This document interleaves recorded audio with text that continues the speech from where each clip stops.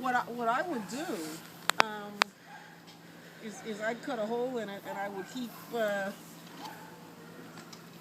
piece of screen, and then the only thing is with that inner cover is that prevents other bees from getting in, from robbing.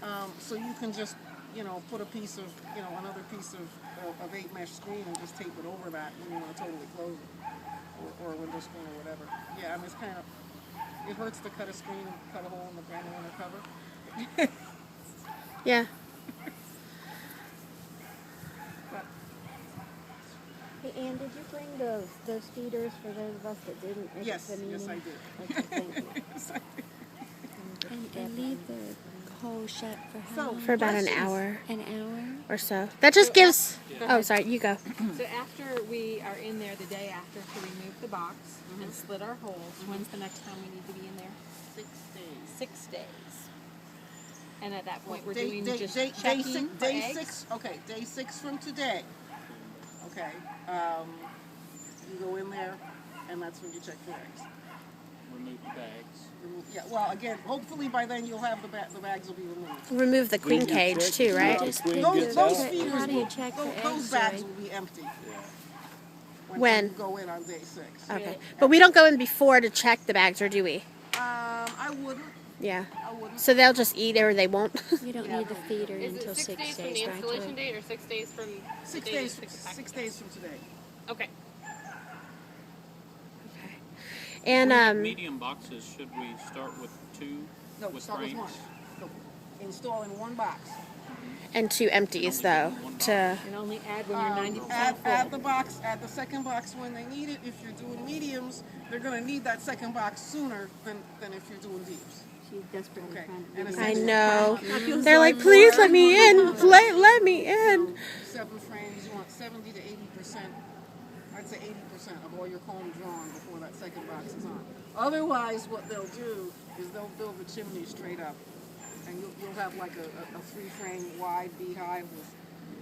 Well, 2 mediums is like great. Joy, when you're going to check for eggs, you have to lift the frames But again, you're gonna upright install in one- and look. You can't just... No, you have to lift gotta them up. Let them Lift fill it them up up. before you add the second. Yeah, and Do you'll you lift I mean, them for all this up or just configuration, one or you're going to two? do 2 mediums. To check and see. The ones in the middle should have eggs in them.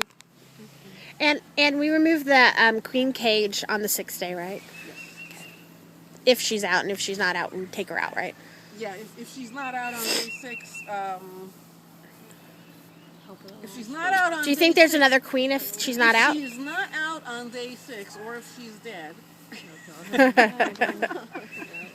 And I've never I think this is my 5th year teaching. They've never killed a queen in the cage.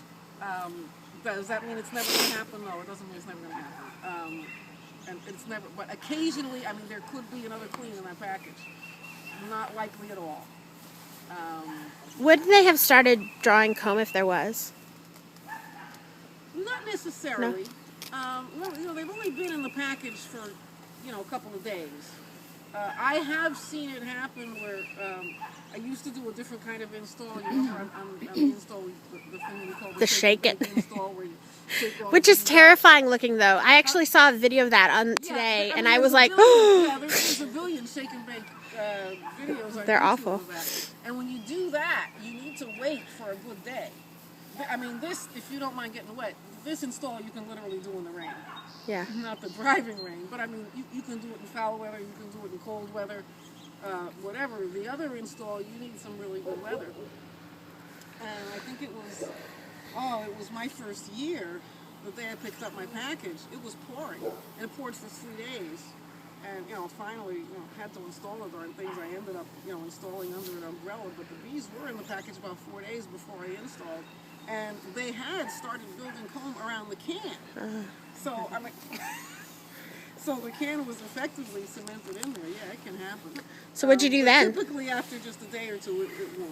How do you get them out if there was to become Well, cementing the can? You just shake it have off. to muscle it out, Not pretty. If you have a pair of pliers, you can grab the edge of the can with the pliers. Yeah, and you pull can. the can out. I just if you can, not many people have Hive tools, but if you have last year I ended up with 2 hive tools kind of prying the can out like this because it was in so tight.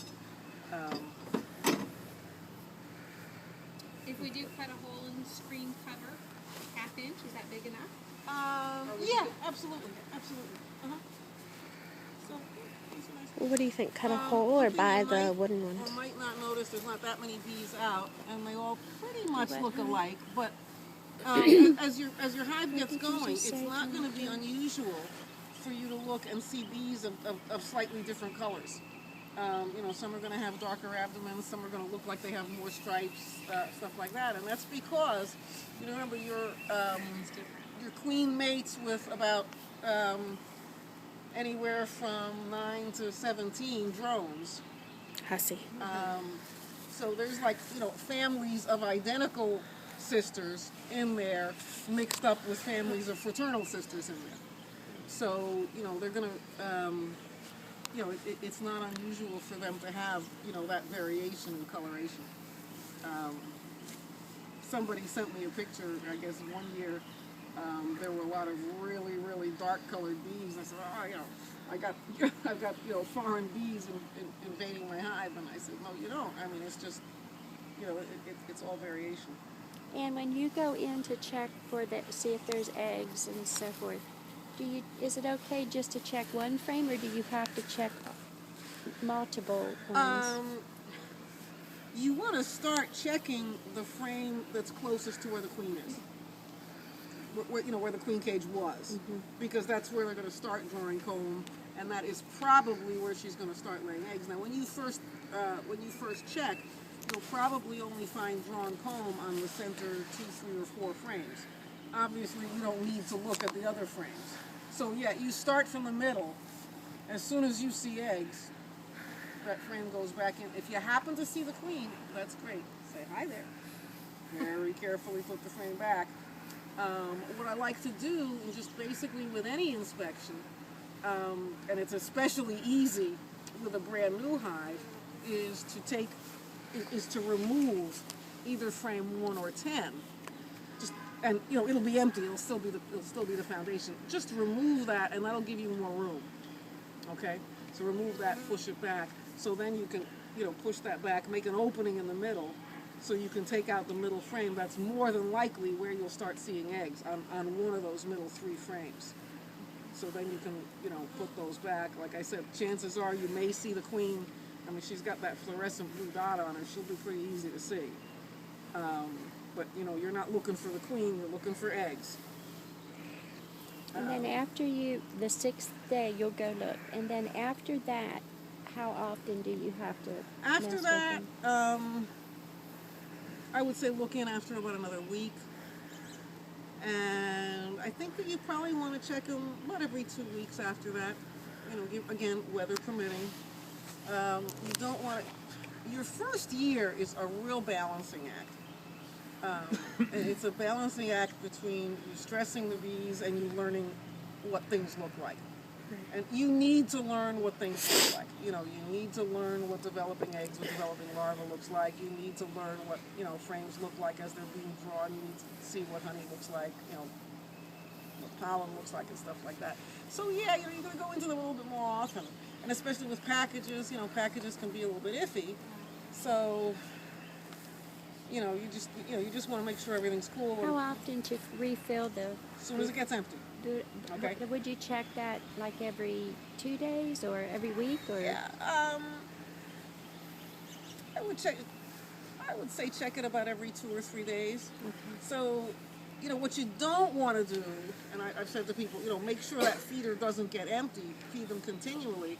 And somebody will say, well, I filled it up every week. No, you fill it up when it gets empty. So, don't get on a 7-day schedule.